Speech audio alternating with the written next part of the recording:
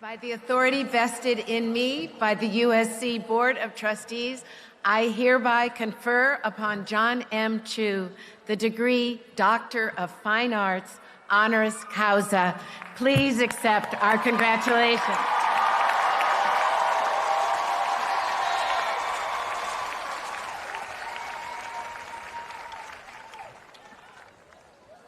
Now it's my honor to invite Dr. Chu to deliver the commencement address for the class of 2025.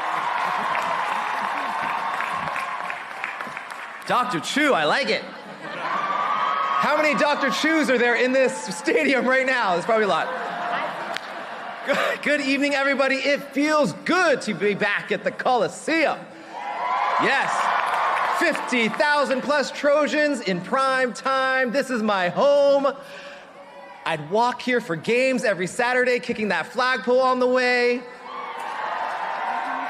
But I also have a complicated relationship with this place. So you see, my high school girlfriend at the time got into SC a year after I did, and I was so psyched. I mean, this was gonna be our school to rule.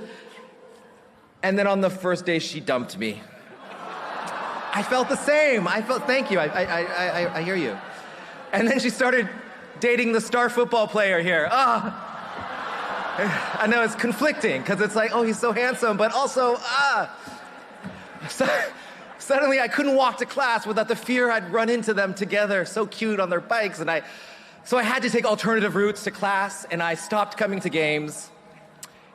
And then one Saturday, USC was playing a big rival school, which I will not name.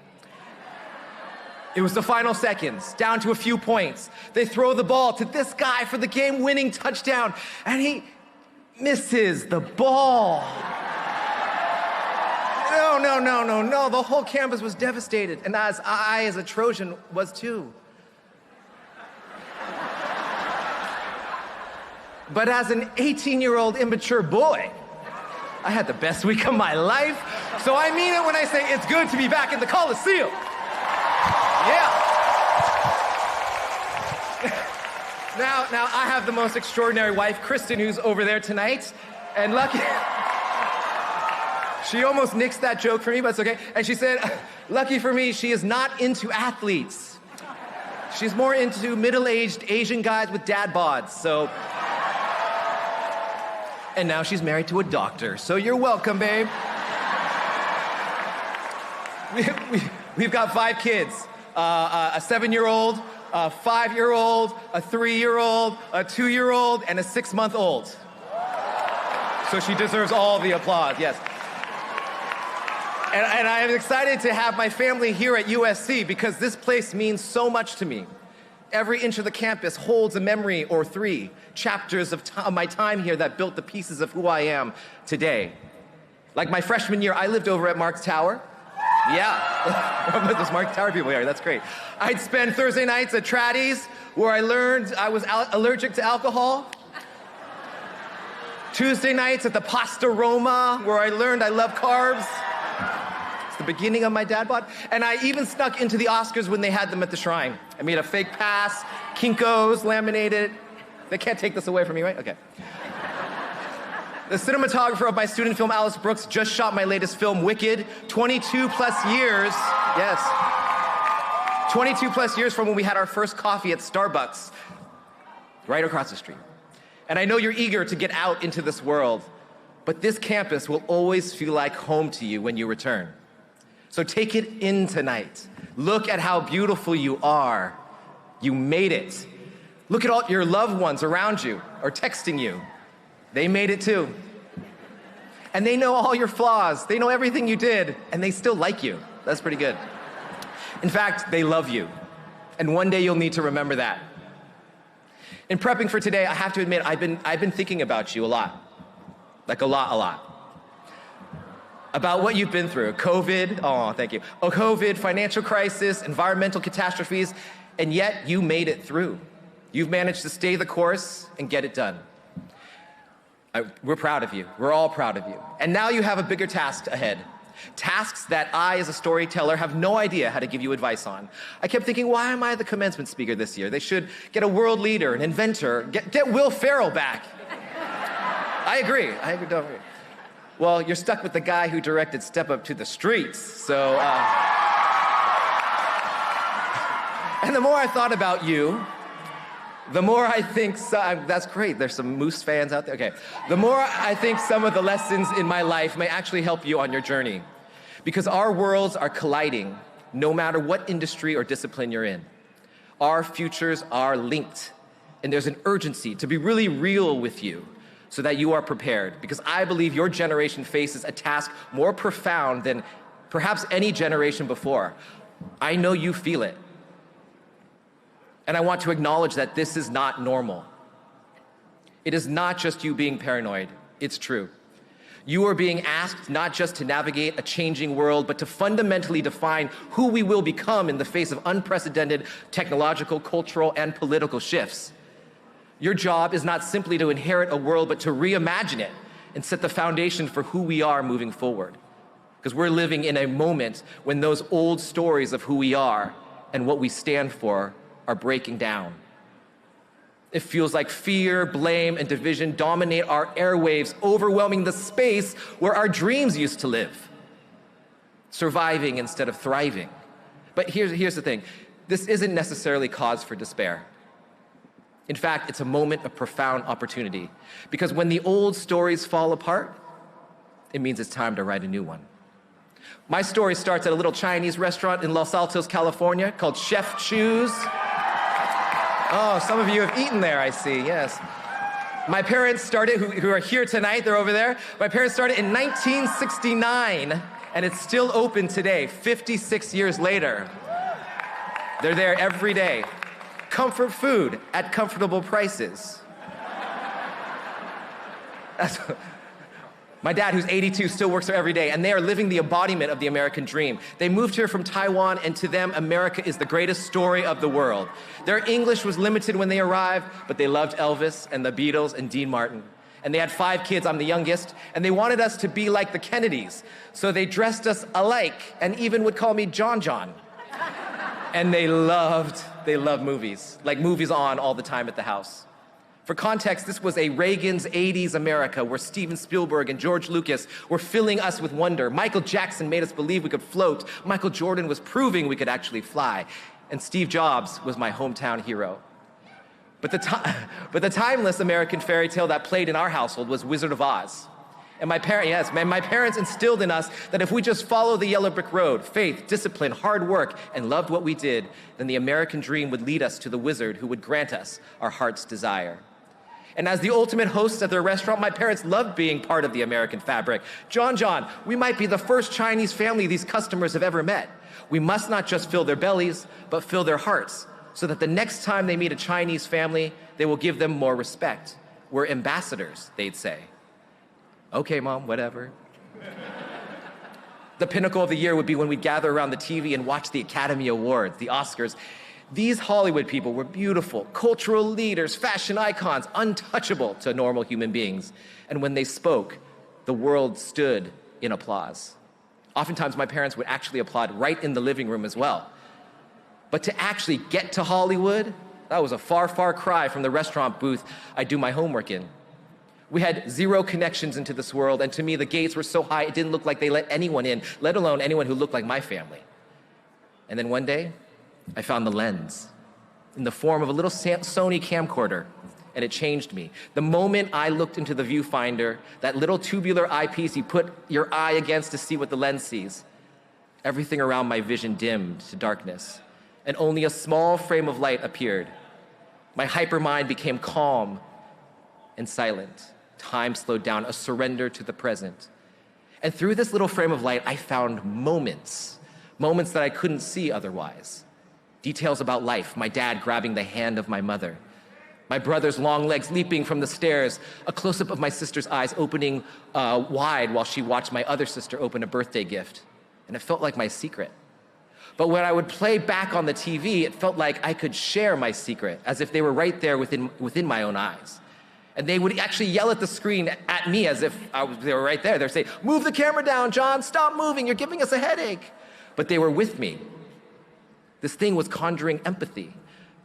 I had never experienced a tool as powerful as this. It just kept making me more curious at what else I could do. So I edited a family vacation video together with music and sat my parents down in the living room to watch. The moment they saw us on the bright screen, their eyes locked in. A few moments later, they teared up. They saw our family as the American dream fulfilled. Their dream passed on to us now on the screen, cut to music like a Gene Kelly musical. Everything they had hoped for, I could make believe existed, and I was hooked. Interestingly, we didn't just see that family on the TV, we also became that family on the TV. My parents already knew the information. We went on the vacation, we did all the things in the itinerary, but what makes them still talk about that vacation today was what they felt when they watched that video. One image of us gave us worth that set the narrative for who we are for the rest of our lives. This was a revelation. A random clip can turn into an organized story that can turn into an emotional reaction that causes empathy, that can then cause action on the part of the viewer. This is even more important in today's world and something that really compelled me to communicate to you this evening. Because while knowledge is now accessible to anyone with AI within seconds, gaining understanding and empathy is more elusive and now more valuable. And some already know this.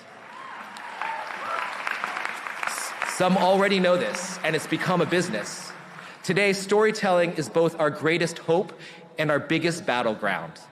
Everyone, from marketers to politicians to AI itself, is competing for control over narratives. Whoever tells the best story holds the power. Thus, your ability to understand, interpret, and ultimately shape stories is critically important no matter what you want to do or how you want to live your life. When I started making films in high school, I was the only video guy on the campus. Now every kid in America has a phone and knows how to edit, and that's a big change with big consequences. It's not enough to passively consume content anymore. We must become active interpreters and thoughtful creators. We must have enough story grammar to discern truth from falsehood, authenticity from manipulation, and real empathy from performative emotions.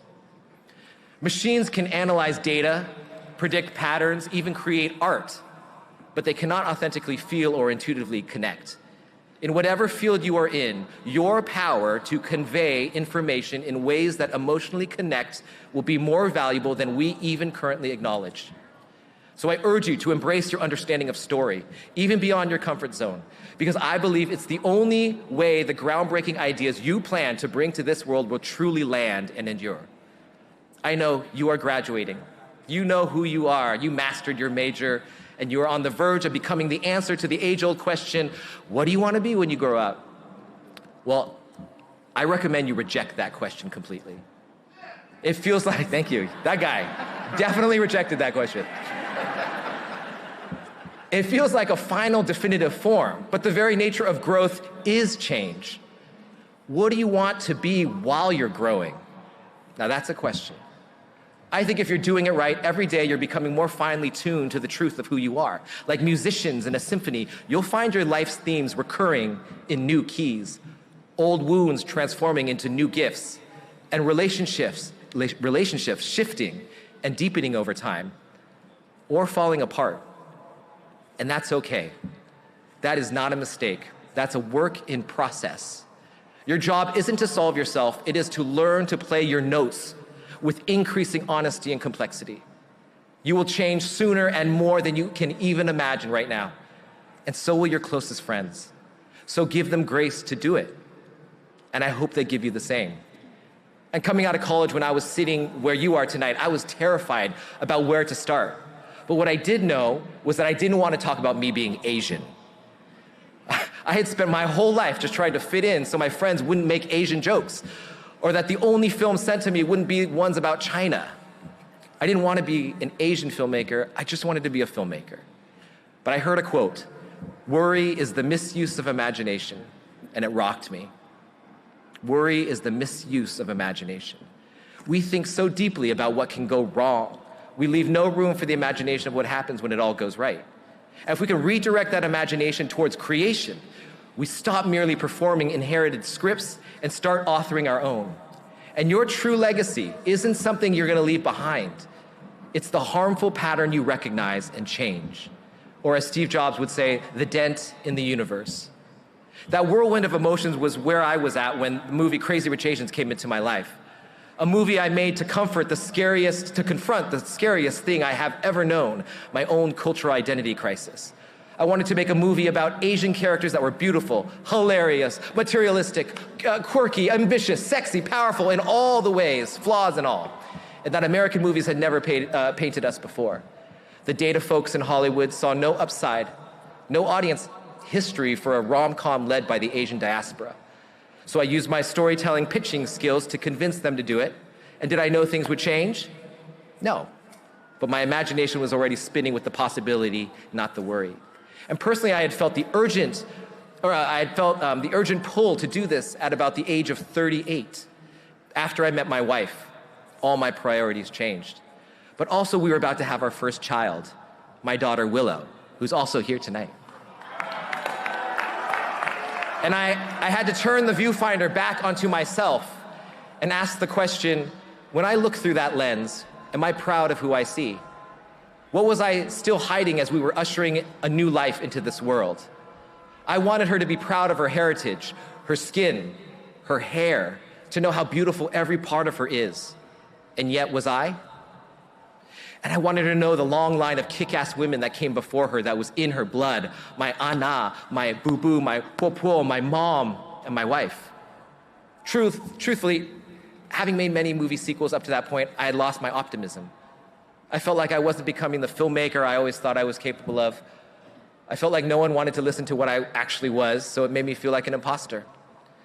But somehow, I look back at that American dream story that my parents believed in so deeply, that Wizard of Oz fairy tale of the yellow brick road and the wizard waiting for us, and it dawned on me, the story has changed. And I wanted better for my daughter. Even though I'd done everything I was asked to do, maybe the yellow brick road was never made for us in mind. Maybe there was no man behind the curtain waiting to help us. Maybe what we thought was home never thought we even lived here. Suddenly, memories I had forgotten since I was a kid came rushing back. Go back to your country, I remember being yelled at outside the Tower Records. Don't forget to stick with your race, was whispered to me by a teacher.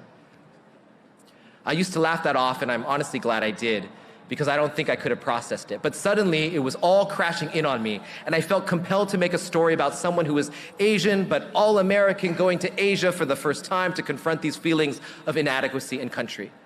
And rather than financial worth, it was going to be a self-worth and finding one's cultural generational center in a world of new rules defined by the generation itself. A new generation could still self-love and self-care, but sacrifice it all for another if we chose to. We still have the guts and determination of our ancestors, even if we order from Uber Eats. I mean, I already signed up for the membership, so I have to order from there.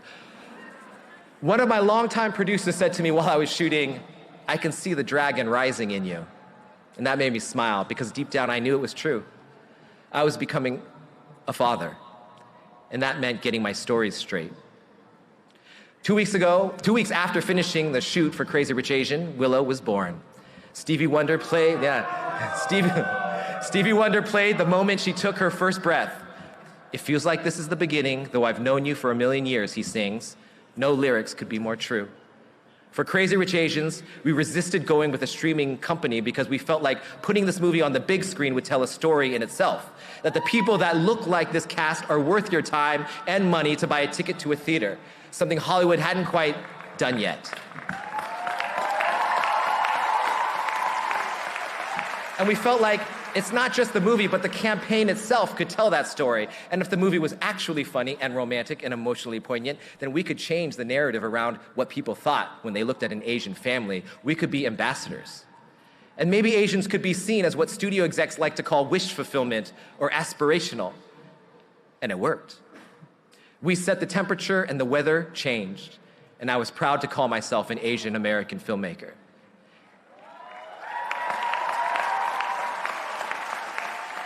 It became not only the first all-Asian Hollywood studio movie cast in 25 years, but was the highest grossing romantic comedy in a decade. It became a box office juggernaut, changed the landscape of what studios were willing to do. And since then, incredible Asian filmmakers, writers, actors, producers have been flourishing, making studio lots a lot of money. Now, when I started in this business, I made a painting. It was called Resilience. It was in my living room. It was a tree with empty branches. And every time something good happened, I would paint a little leaf on it.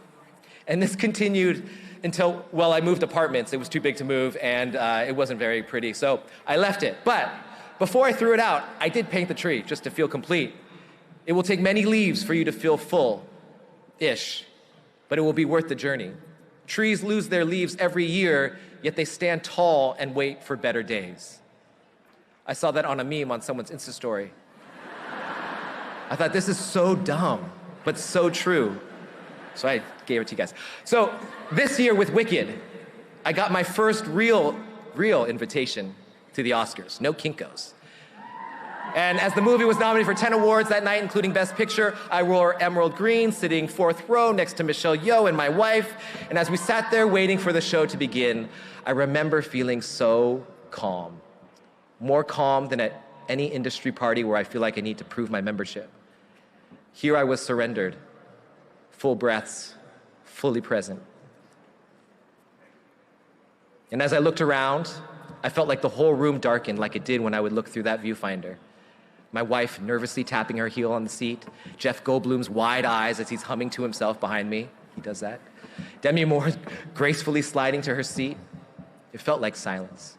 And Michelle grasped my hand. Just 1 year earlier, she had won her Best Actress Oscar, breaking the glass ceiling for Asian women in Hollywood, yeah. And she grasped my hand. She's the one who grasped my hand. And then the drapes ascended, and a rainbow appeared, and Ariana Grande in ruby red. Our Galinda, the good, glowing effervescently through the scrim. And then the music began, and I knew I was home. Not at the Oscars, but deep within myself. And she sang, "Somewhere over the rainbow, way up high. There's a land that I heard of once in a lullaby. Somewhere over the rainbow, skies are blue. And the dreams that you dare to dream really do come true." And I clicked my heels 3 times, and I'm back down to earth right here with you at the Coliseum on your big day, in the shadow of greatness, and with my daughter existing in a world where Cynthia Erivo's Elphaba defies gravity. And I get the honor of speaking to 50,000 of you dreamers. As a filmmaker and a father, a far cry from that silly, immature boy who avoided the Coliseum all those years ago. I know we are supposed to say conquer, win, be the best. But I've seen the other side of the rainbow. And nothing is better than knowing you've lived a great story. I hope you get to. And as I wrote this speech, I had a hard time figuring out what to say to close things out. But as a parent, I realized all I wanted to say to you was what I would say to my daughter as she goes off into the world. And that is this: you have an extraordinary story, every single one of you. And I deeply, deeply believe in you. You will go through tough times, terrifying times even. But your beautiful brain will figure out creative ways to get out of it. And your ferocity will get you through it. You will feel deep love and deep heartache. And you will have profound questions, many that never get answered, the greatest gift that God gives you. And I hope that you embrace every single one of them, those moments, because they are all reminders that you are alive. And just so you know, that American dream, I think it does exist. It does. And it's just not just an American dream, I think it's a world dream. It's just that there's more than one road to get there, and many are being paved right now as we speak. And I will do everything in my power, as sure, I'm assuming everyone here and everyone in the stands too, to ensure that they remain there when you arrive, so that you too can feel like you're home. Fight on, class of 2025. Truly, fight on.